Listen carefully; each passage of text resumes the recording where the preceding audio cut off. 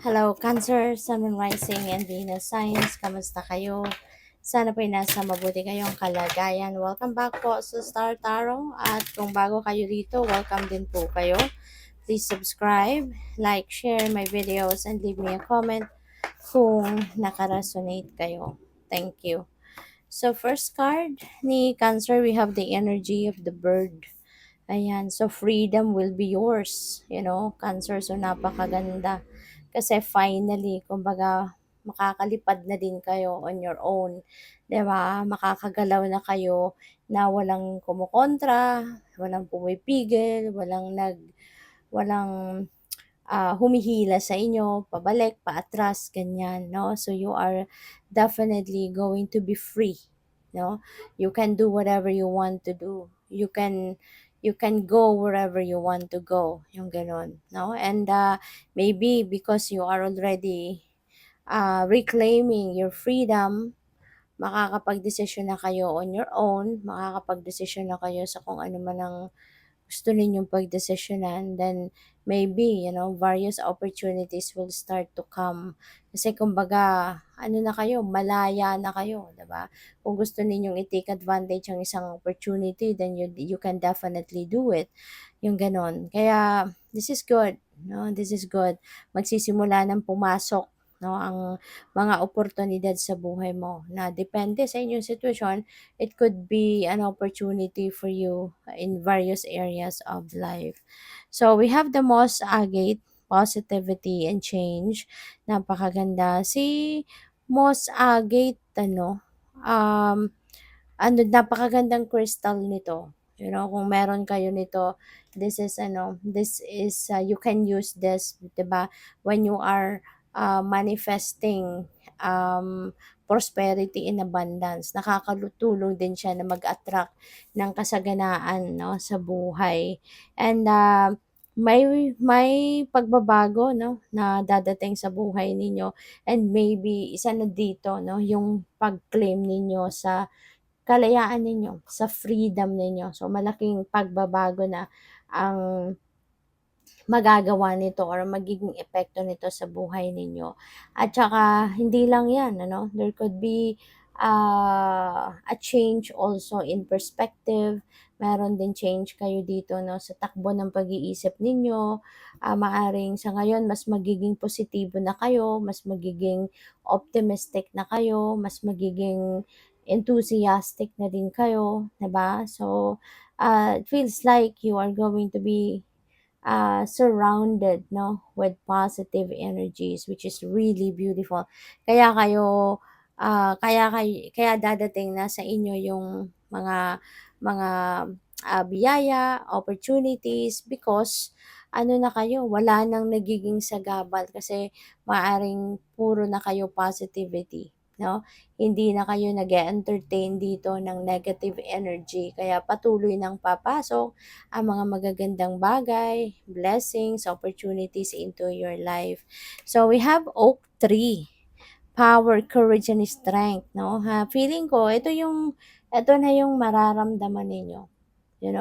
Magiging ano na kayo, magiging courageous, magiging strong, magiging matatag, brave, yung gano'n. Kaya naman mababawi nyo na yung inyong kalayaan. Kasi magpapakatibay na kayo ng inyong loob, magiging matapang na kayo na bawiin, no, yung inyong kapangyarihan over yourself. Kaya kayo magkakaroon na ng freedom. Kasi finally, 'di ba, maglalakas na kayo ng loob na kunin ang kung ano ang para sa'yo. I-claim kung ano ang para sa'yo, kung ano ang deserve ninyo. So, good luck. And by the way, maraming salamat for subscribing. And if you haven't subscribed yet, subscribe na kayo. And also, maraming salamat din for not skipping the ads. Malaking bagay po yan sa akin. Thank you. And also, please click the join button sa baba ng video kung gusto po ninyo na mag-join sa membership. Okay? Thank you. So, we have needing direction. Okay, Cancer. Baka ang iba sa inyo ngayon, baka nawawala ng direction. Or this could be you in the past. Maaring kasi nga, 'di ba, in the past wala kayong kalayaan sa buhay ninyo. Maybe someone is dictating you, Kung ano yung gusto nila, yun ang dapat mong sundin. Kung anong gusto nila, yun ang ginagawa mo. So, kumbaga, ngayon, maaari, siyempre meron na tayong change, meron tayong positivity, kaya mawawala na to, no? Kaya kayo walang direction sa buhay in the past. Kasi nga, kahit meron kayong gusto, meron kayong idea of where you are heading, what you are going to do next, kahit maganda yung plano ninyo, hindi rin ninyo din naman magagawa kasi nga kung hindi i-approve ng kung sino man itong kumokontrol sa'yo, 'di ba? Kaya noon siguro nalilito ka na din, 'di ba? Ano ba yung naisip ko, hindi ba 'to tama? Yung gusto ko ba, 'di ba, hindi ba ito makakabuti sa akin? So, may kalituhan, nag-cause ito ng confusion, no? Kaya you need some kind of direction, no? Pero nahanap niyo na 'to, you know, because eventually nagkaroon ng pagbabago, may energy shift, at nagkaroon na kayo ng lakas ng loob na bawiin ang kapangyarihan ninyo over yourself, pinaglaban ninyo kung ano yung karapatan ninyo, pinaglaban nyo yung freedom ninyo, 'di ba? Kaya ngayon, alam niyo na kung saan kayo papunta, you know? You were able to figure out dito kasi nga nabalot na din kayo ng positivity. So, you were able to figure out kung ano yung best na para sa'yo. So, we also have choices and their consequences. Maybe you're still weighing things out sa ngayon. Maaring tinitignan-tignan mo pa, nakikiramdam ka pa sa ngayon kung ano yung best para sa'yo. But, yeah, tinitignan-tignan mo kung ano dito yung what are going to be the consequence of if I'm going this way, ano yung magiging consequence nito, ano magiging resulta nito, ano magiging epekto nito sa buhay ko. So, maaring ganun na ginagawa ninyo sa ngayon. 'Di ba? Tinitimbang-timbang ninyo yung opportunities, 'di ba? Kung ano magiging resulta nito. So, we have the wall. Yan, obstacle. So, maybe, maaring meron kayong mga obstacles na kinakaharap. May mga pagsubok kayo na kinakaharap. Pero, ang maganda rito, maaring nag improve na then ang sitwasyon mo. Hindi ka na, kumbaga, hindi na totally madilim, no? Yung circumstances na pinagdadaanan mo, may liwanag na, may butas na, may liwanag na pumapasok na. So parang siguro yung divine guidance, no, baka patuloy or unti-unti nang pumapasok yung gabay para sa iyo ng universe. Siguro may mga downloads of information and inspiration ang pumapasok at maaring naririnig mo yan. Napipick up mo na, no? Na-access mo unti-unti siguro kung ano yung gabay sa iyo ng universe. Kaya kumbaga parang gumagaan na unti-unti, nagiging optimistic ka na, yung parang naiisip mo na, tinitignan mo na kung ano man ang inyong problema sa ngayon, ano man ang obstacle ninyo, yan ay malalagpasan mo na, no? Unti-unti magi-improve na ang inyong sitwasyon and you will be able to overcome, 'di ba, these obstacles. Kaya good luck sa'yo.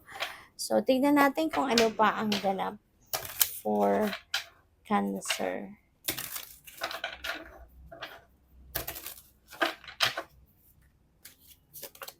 So we have the 10 of Swords. So this is ending and beginning, meron ditong pagtatapos at merong pagsisimula. At ang maganda rito, kasi kung ano man yung hirap na pinagdaanan ninyo dito, kasi si 10 of Swords, this is an energy of painful situation na pinagdaanan ninyo na maaring bunga ng betrayal, nagkaroon ng betrayal, cheating, nagkaroon ng pagsisinungaling, big time, panloloko sa'yo ng kung sino man. Mahal mo sa buhay, kaibigan, kapag-anak, no? Maaring ganun mga tao yung nakagawa sa inyo ng hindi maganda. Nasaktan kayo ng bonggang-bongga emotionally, 'di ba? So, naloko kayo.